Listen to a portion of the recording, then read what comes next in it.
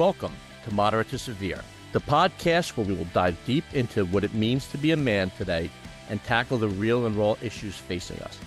We've created a safe space for setting aside the bravado, peeling back the armor, and talking about what's really going on inside. Mental health is no longer just a buzzword. It's real life and something that I, just like many of you, suffer through daily. I'm Jonathan Scott, and I want to focus on the value of vulnerability through personal stories, expert insights, and practical tools to help you take care of your mental well-being and redefine what strength really is. We'll dive into the everyday battles we face, from handling stress, overcoming self-doubt, and figuring out how to ask for help and accept it.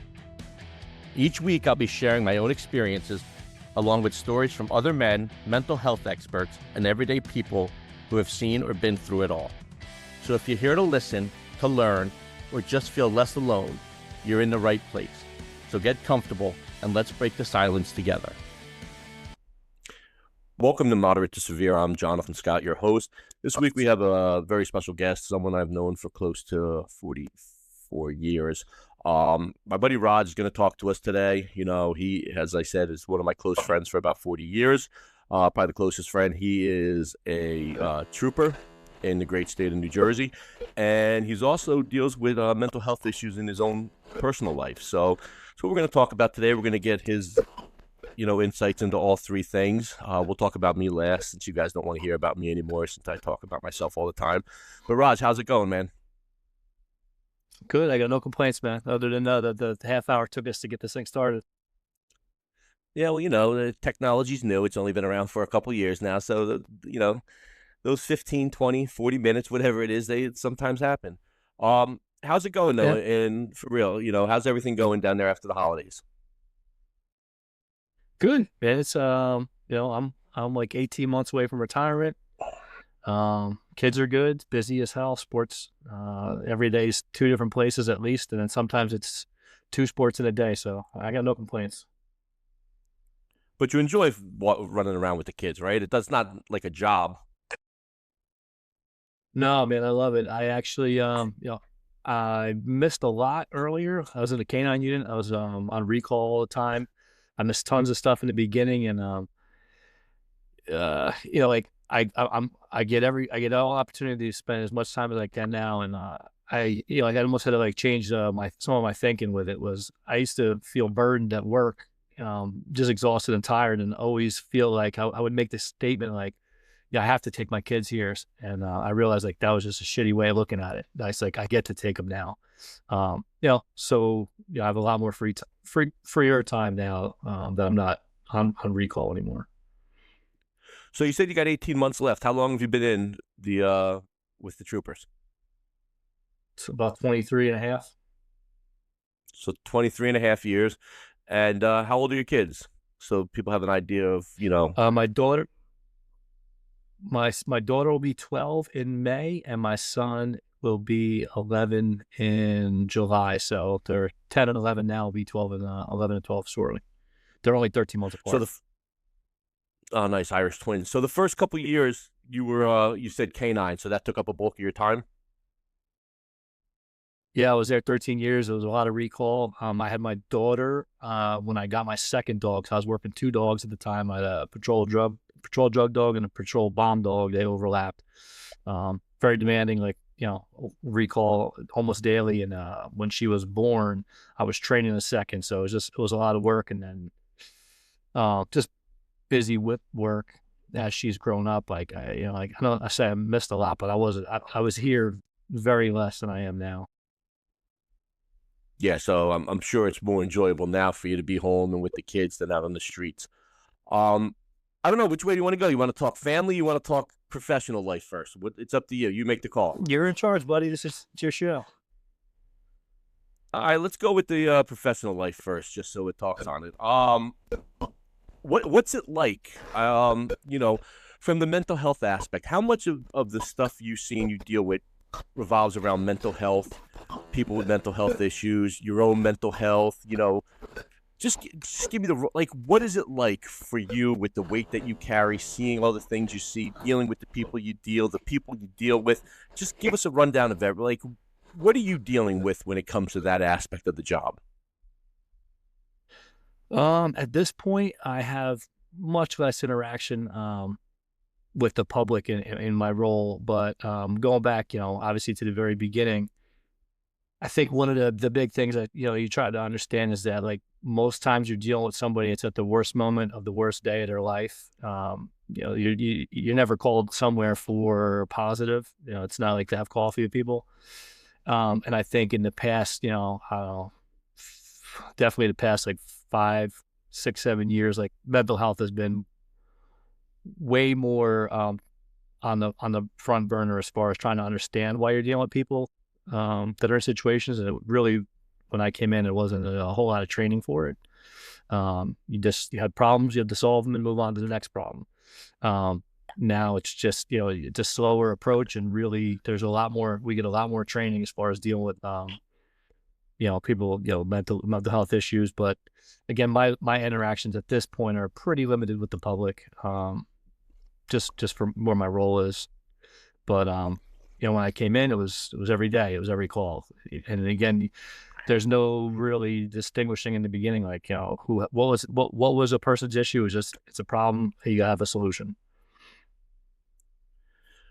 When you talk about, the fact that there's, the mental health issues, do they do training with the mental health with the state police? Is there training that they provide dealing with mental health, or is it something that you have to go outside for the training, or do they bring people in to talk to you guys about that stuff? Well, no, it's both. So they bring people in to train us internally. So, plus we have a lot of like online in-service stuff.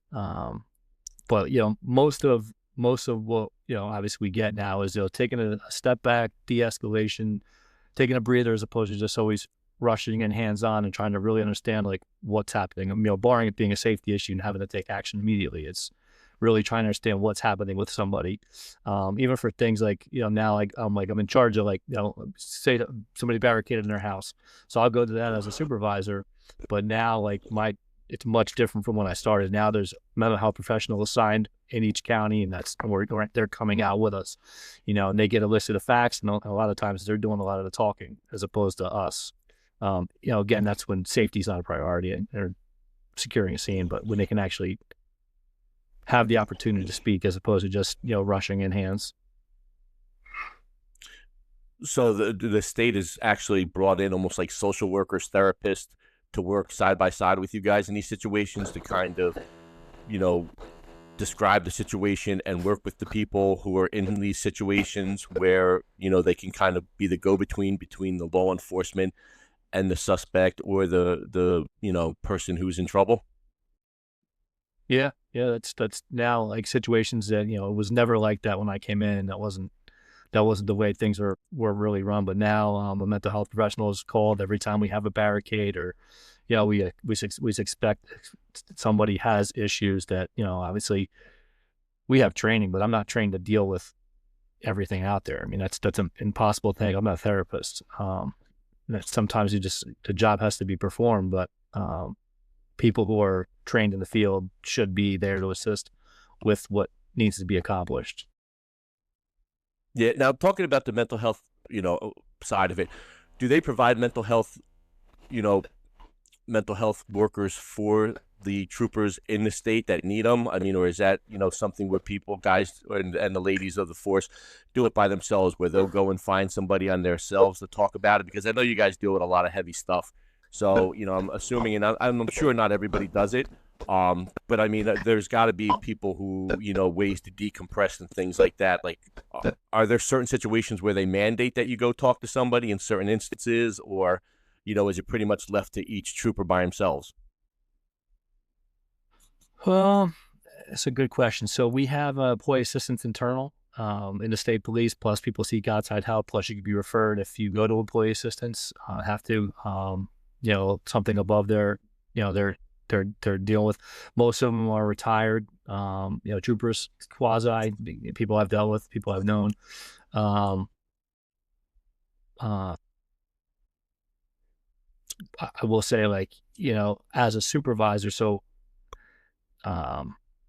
like having to have referred people under me for situations. I mean, not to give an awful one, but I had a guy working for me as a cadaver dog handler, and he had gotten called to a bus accident, and a dump truck had hit a school bus broadside, rolled it, and you know, kids were scattered. And they didn't have an accounting of all the kids, so my cadaver handler had to go out there and look for parts of people. And then when I spoke to him, I talked to him, and he basically said to me, he goes, every book bag he saw reminded him of his kids, and shoes with no feet, no legs. So it was one of them situations where it's like, hey man, like he's also an Iraq. He's an Afghan war vet, combat vet, two tours, but I could hear in his voice it just wasn't, it's not an everyday thing. I mean, that's obviously an extreme, but I referred it right away. Like before he was going to come back to work, I made sure he spoke to somebody. As far as what gets done with it, again, that's going to be between him and the AP, and then where they decide to go. Yeah, one of the things I know we've talked a lot about, me being a civilian and not living in that world, is the idea of, murders and suicides and things of that nature. And I think, I read somewhere that suicide is much more common than murder. Is that true? When you're dealing with that on the force? In my 23 years, I've dealt with way more suicide than murder. I mean, that's probably, again, I couldn't give you a statistic, but my personal experience over the course of time is vastly outnumbered suicides as opposed to actual homicides.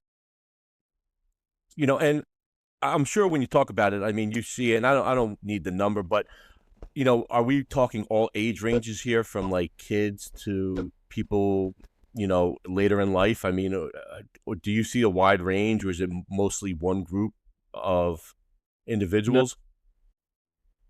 No. I will say, if I was to search my brain, it's definitely a wide range of ages, but it's predominantly male. I actually can't think of a female suicide I've ever been to. Really, in 23 years? Wow.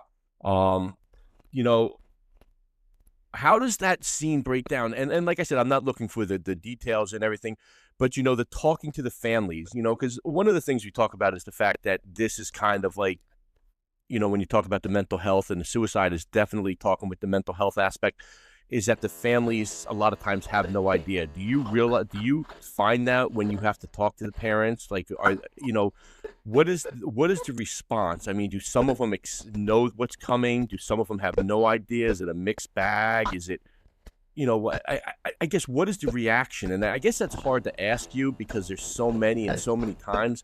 But I'm just, like, was it something that they knew was coming? Or, I mean, it's got to be the toughest part of the job. Yeah, and I'll say the reality is I don't know the answer to that question. Having to tell somebody that somebody committed suicide, it's there's not much that's going to happen after. Like, we offer them assistance, but we're still finishing the job. Like,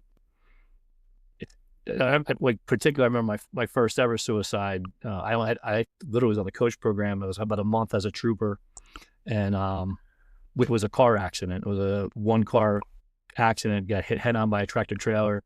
And we go to the accident scene, and the guy got ejected. It was weird for my brain to comprehend. Like, 6 months earlier, I was serving hamburgers at the Ground Round, right? And now I'm looking at this like dead person on the road. And all the witnesses kept saying that the guy kept pulling out into the lane, pull back, pull out, pull back. And they thought he was just being an asshole trying to cut cars off. Long story short, he gets hit, head on, he dies, the tractor trailer rolls. The family comes into the barracks, like, it was like an hour and a half later. They had no clue what happened. They came in because they had received emails. It was his, I don't remember what relation, but they had a kid together. And his mother, so his whatever girlfriend, fiance, something like that, his mother comes into the station, and they both had gotten basically suicide notes emailed to them. And they're like, hey, such and such sent us these emails. And we're like, shit, that's the name of the dude that we thought was just a car accident. But he basically killed himself by going head on a tractor trailer. And it made more sense after hearing, like, everyone kept saying he was swerving in and out. And so I only had like a month in, and I had to go tell these people, like, oh no, like, he actually just killed himself. And I would say for me, I guess the word would be, then it's not luck, but luckily they were there to support each other, because I wouldn't have had I wouldn't be equipped to do whatever. I wouldn't even know what you even say in that situation. Explain what happened, and at the end of the day, they're going to go home, and I got to go back to a job.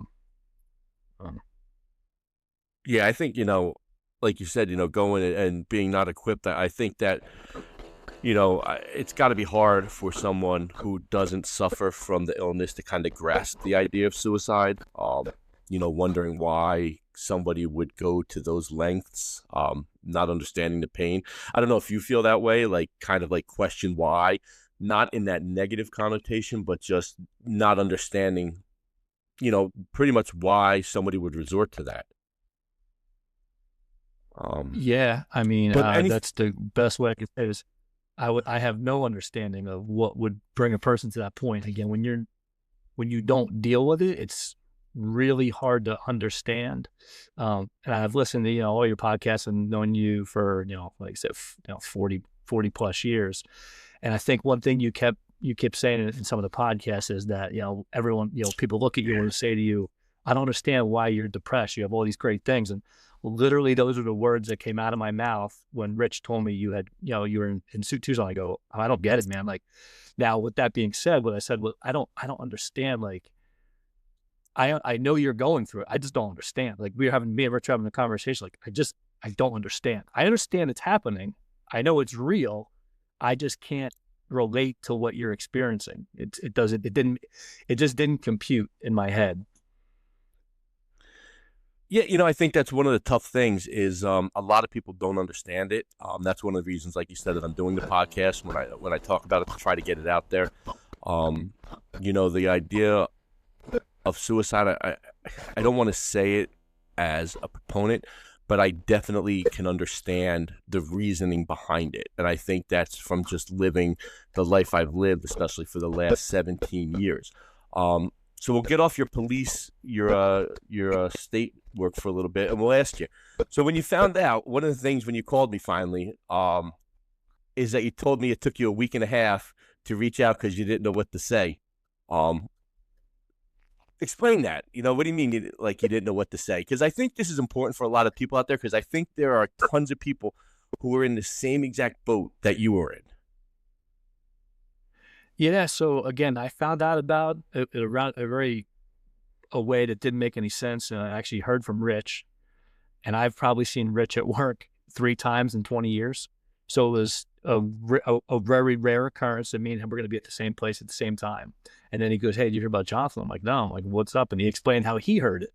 So he heard it just because he happened to be in the place that Jess was at, right? So I'm like, I heard it in our initial, and again, we spoke about it real quick, me and Rich, and then he's like, he goes, Jess told me to give him a text, and I'm like, I'm going to do that tonight. And I was like, oh, okay, same thing, right? So, and I go home, and I'm like thinking, and I pick up the phone the first time, and I'm trying to relay it in my head. I'm like, well, I don't know about it. Not that I expected you to stop your life and, hey, man, I'm going away.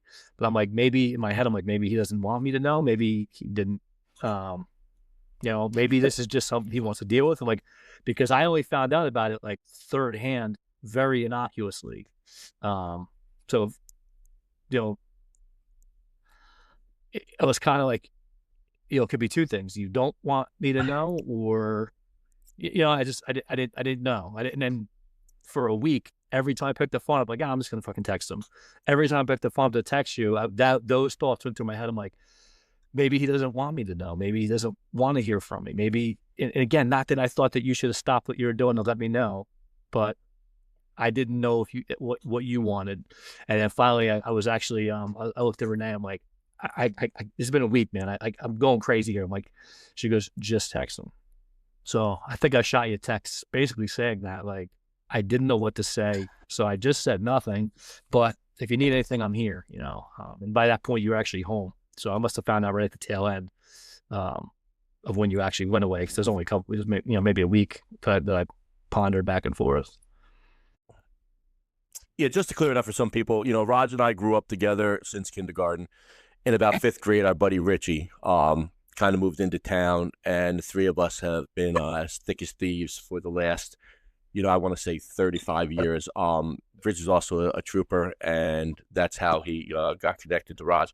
But I know it's when you're talked about that, I think the big thing is, people hide it, but I think they're okay with people talking to them, and I know we had that conversation on the phone and we talked about it, and there's nothing, coming from my point, someone who suffers, there's nothing really negative you can say, and because I know it's an awkward conversation, coming out because of the fact that you don't deal with it, so you don't understand it, so you don't know what to say. But for anybody listening out there, if you know someone's going through something hard and they're struggling, just reach out with anything. And I think that's just a really good jump off point to let them know that you're there and you understand.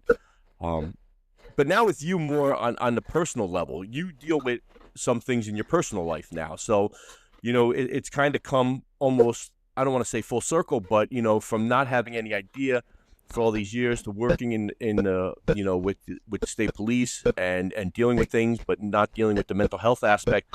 What's going on at home now that you kind of are dealing with? So my daughter has been in therapy for, I'm gonna say it's less than 2 years, but call it a year and a half.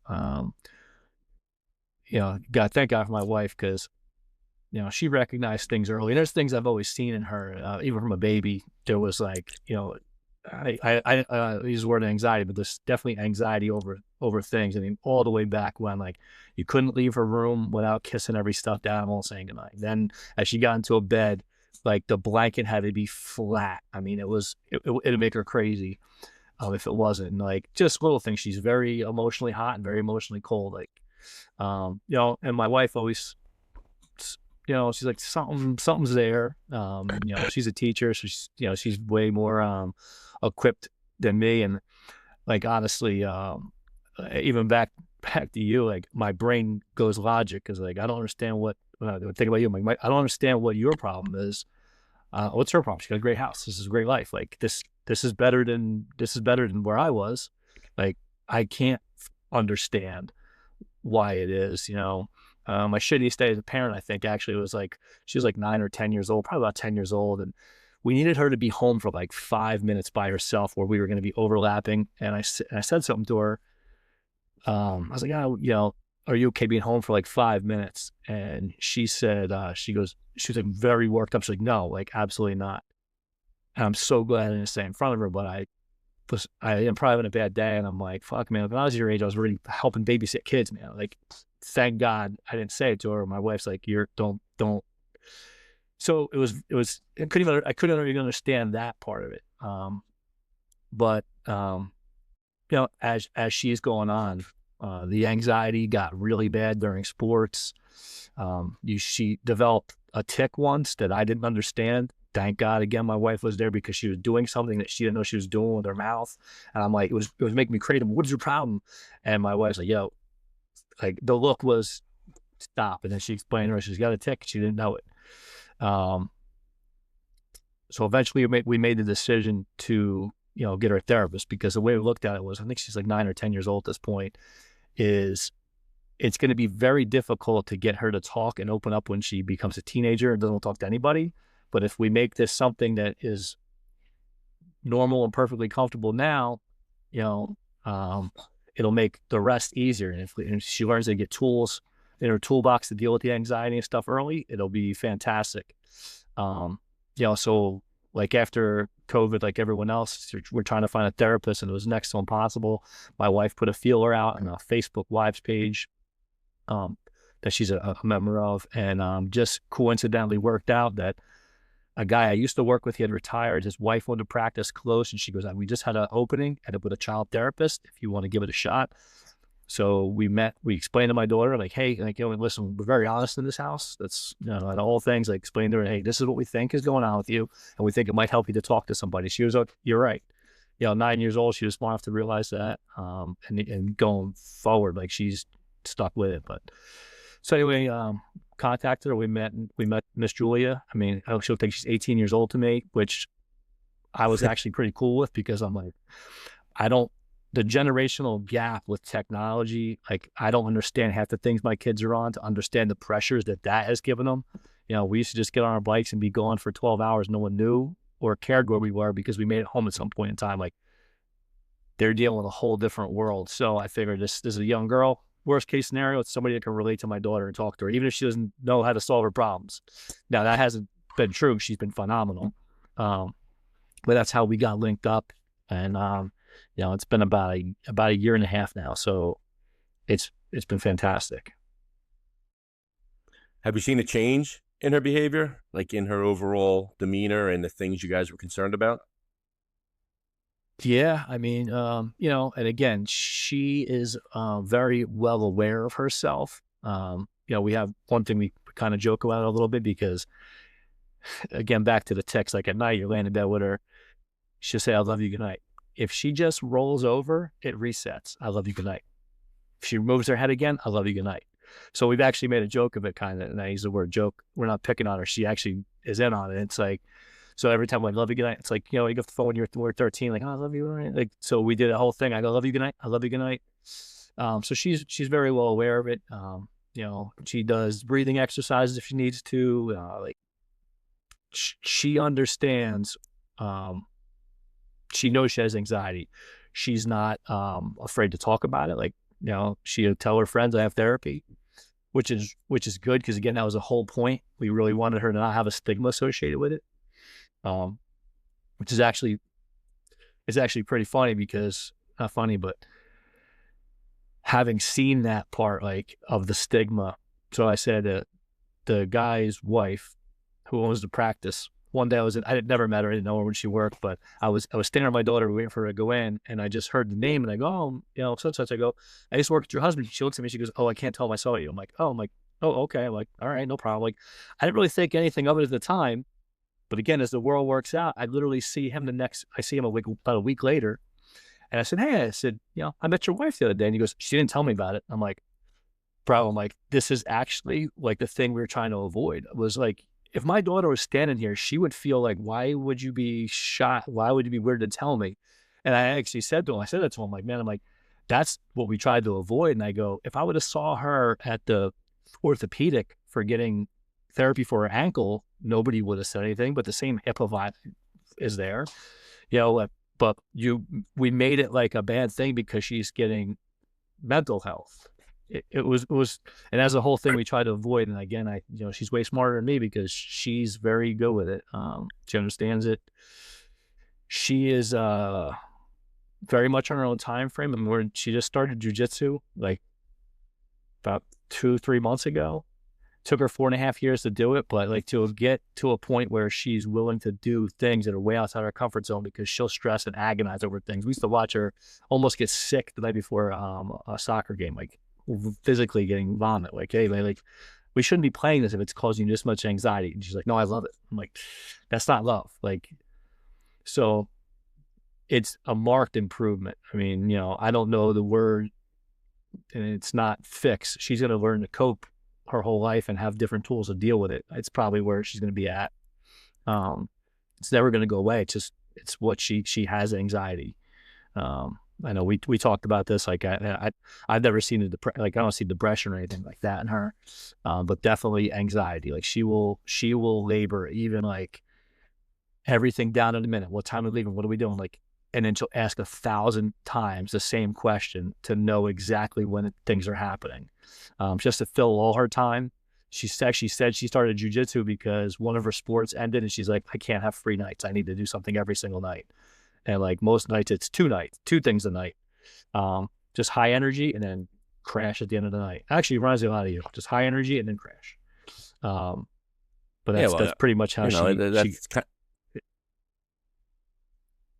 Yeah, it's funny. I think the courageous thing is that at her age, she's learning the skills that I didn't really start learning till I was 43.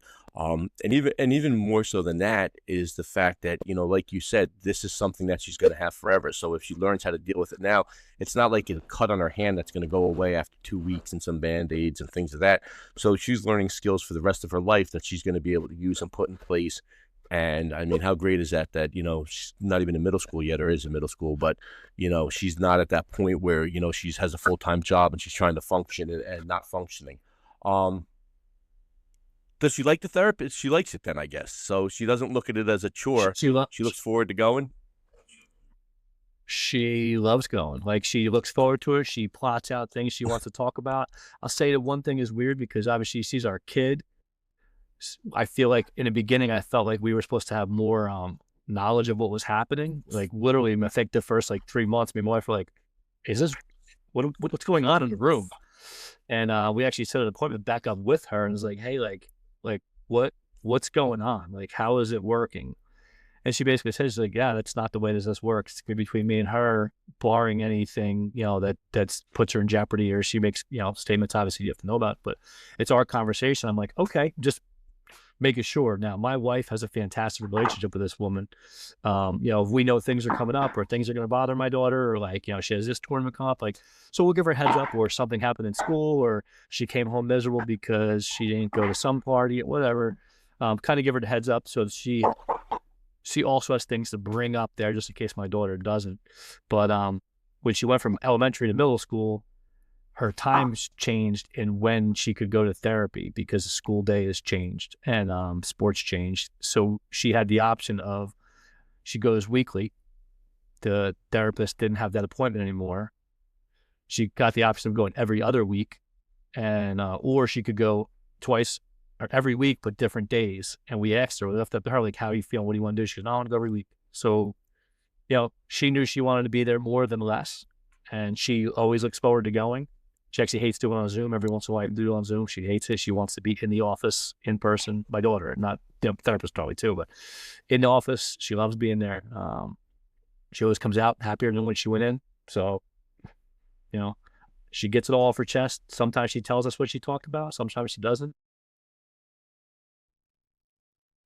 Nice. So I guess we'll, talked about your career, talked about your family stuff. You said she reminded you of me a little bit. What do you mean? Well, she's super high energy, man. And like our whole life, you were just all energy all the time. I know that we had, talked some previous questions, and I listened to the podcast, and it's crazy because there's not a memory that you bring up that I wasn't at clear through high school. I mean, again, I think the falling off where I didn't see what was happening with you obviously was college. We, barely saw each other. I started working, you started working with Long Island. So in the years when it became bad for you, because if you were to ask me when we were kids, do you have depression? I would say no. If you were to ask me if you had anxiety, I'd say absolutely. You were always anxious. I think I made the joke, like, teachers would have just called it being an asshole, and now it's like ADHD. Like, but they would have just called you they did call you an asshole.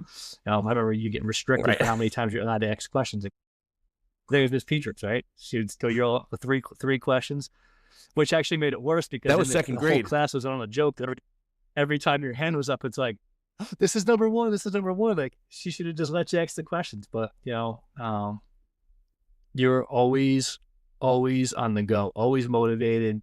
I mean, 4 Seasons landscaping started when you were like 8 or 9 years old, pushing a lawnmower around. Somehow you talk us into doing the craziest shit. Like, I'd be borrowing somebody's truck to do yard work, and you wouldn't even be there.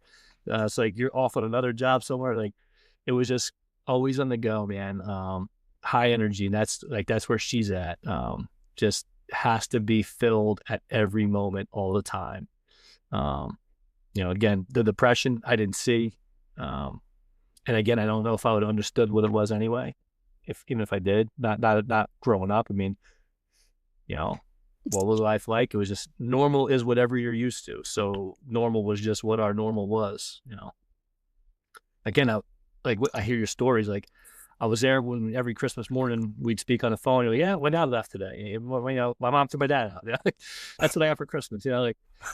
So, I've been there for all the stuff. So listening to all the podcasts, it's like reliving the memories that I already was on. It's the college years and hearing you talk about when it got bad that I didn't know, other than what over a little bit of time over the years, what you said could mean. But again, even with that, I would never, it's weird. Like when I heard you went out to Arizona, I was like, I wasn't shocked. I was like, oh, okay, because I think the worst I saw the anxiety, and it was when we were older, was when we were in the Outer Banks. And one of the hurricanes, I don't remember which one it was, a bad one. And we were getting evacuated early. It was Irene.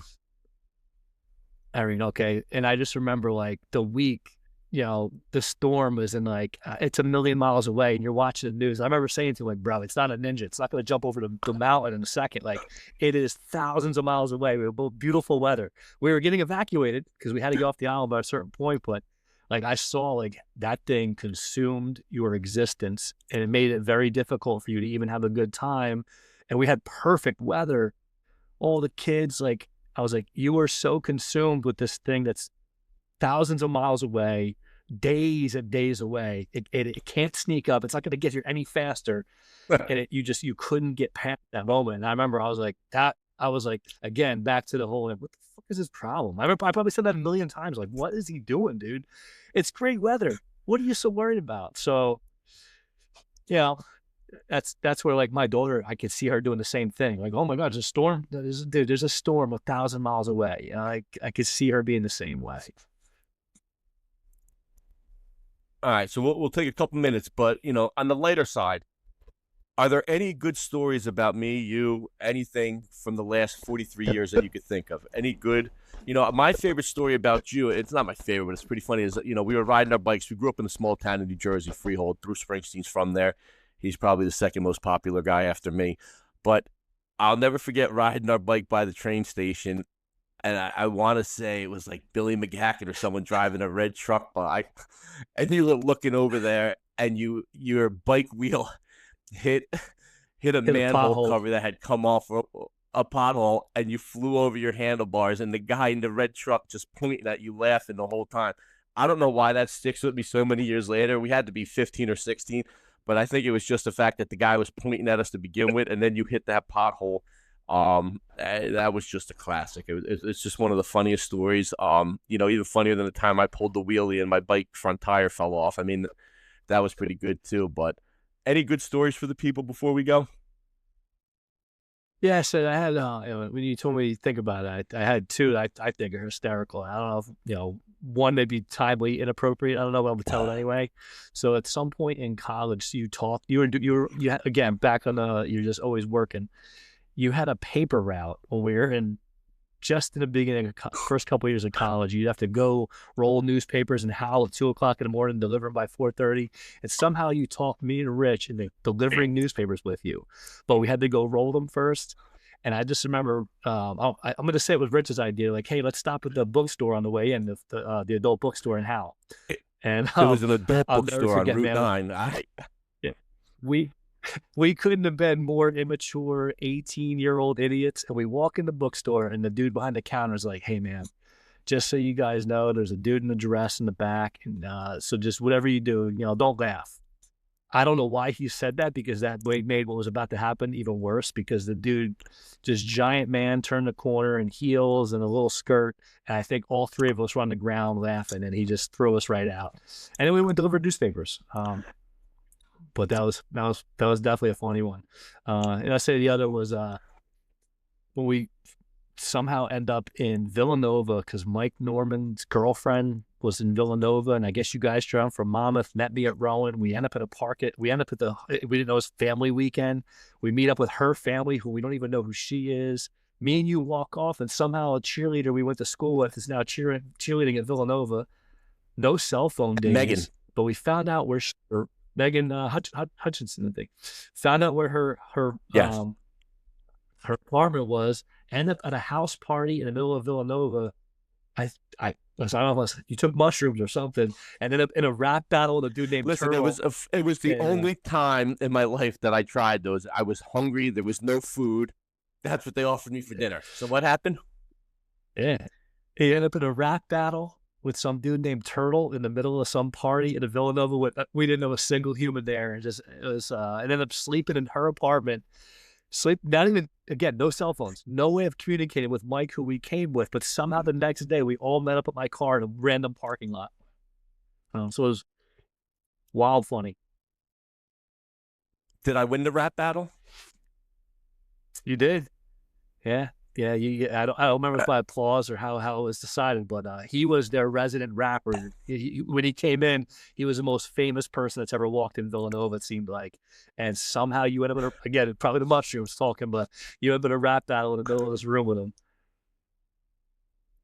Yeah, listen, like I said, first of all, That was 30 years ago, but I remember it just like it was yesterday. And I think his name was Shell, not Turtle. But Shell, I remember that's him. it. I It's a remember the Shell. rap battle. I don't know what happened. I don't know how we ended up in Villanova. But like you said, we're talking 30 years ago now, 27 years ago. But we did. We ended up at the car when we were supposed to leave, and we all got out of there, and everything turned out all right. Dude, listen, I appreciate you. You know that. You know how I feel about that.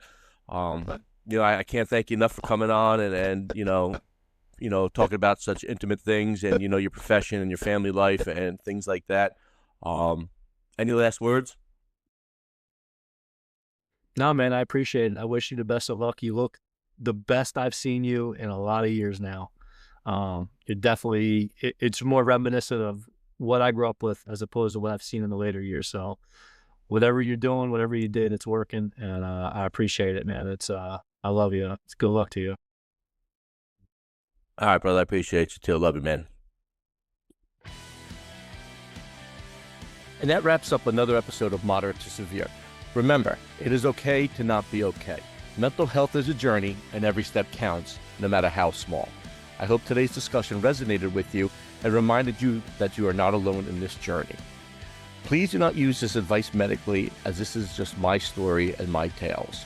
If you need help, please seek it out from a medical professional, go to a hospital, or call 988, the suicide hotline. If you found this episode valuable, please share it with your friends or family. Let's crack the stigma and keep the conversation going. Don't forget to subscribe, leave a review, and join us next week. Take care of yourselves, and remember that reaching out for help is a sign of strength. Until next time, keep looking after your mental health and supporting each other. This is Jonathan Scott. Have a great day.